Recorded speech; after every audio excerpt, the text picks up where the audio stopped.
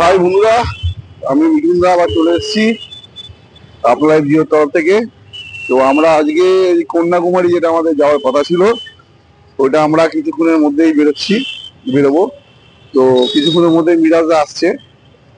তো মিরাজদা আসলেই আমি মিরাজ দেখাবো। আমি ভেবেছিলাম মিরাজদা হয়তো চলে এসছে এখানে, কিন্তু এখনো আসেনি, এসে পৌঁছায়নি। ও আমি ফোন করলাম, ও হেলমেট পরছে। তো কিছুক্ষণের মধ্যেই চলে আসলে আমি দেখাচ্ছি যে মিরাজদা আসলে আমরা তারপর একসাথে বেরিয়ে যাব। তো আমরা আবার আবার আমরা রাইডে বেরোচ্ছি সেই লাদাখের পর। তো পুরুলিয়ার কেসটা তোমরা জানোই, যে পুরুলিয়াতে একটা অ্যাক্সিডেন্ট হয়ে যাওয়ার জন্য পুরুলিয়াতে আমরা যেতে পারিনি। তো এবার আমরা আবার একটা লং ট্যুর, আবার সেই দুর্গম রাস্তা। জানি না রাস্তায় বৃষ্টি বাদলা কি হবে জানি না। এখানে তো কলকাতাতে ওয়েদার খুব ভালো আছে। এখন আগে গিয়ে কি আর কি ওয়েদার আছে আমরা তো জানি না। যা হবে দেখা যাবে। আমাদের একটাই কথা, আপনার লাইফ জিও, যা হবে দেখা যাবে। ঠিক আছে, এইবারে আপাতত রাখলাম।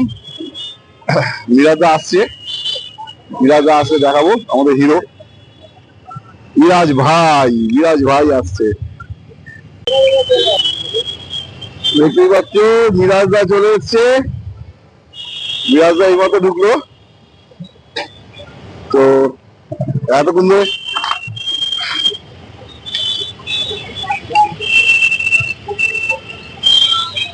মিরাজদা ফুল রেডি হয়ে চলে এসছে, পুরো বাইক একদম রেডি। বাইক আপনার লাইফ জিও মিরাজদা। আবার আমরা নতুন একটা রাইড করতে চলেছি।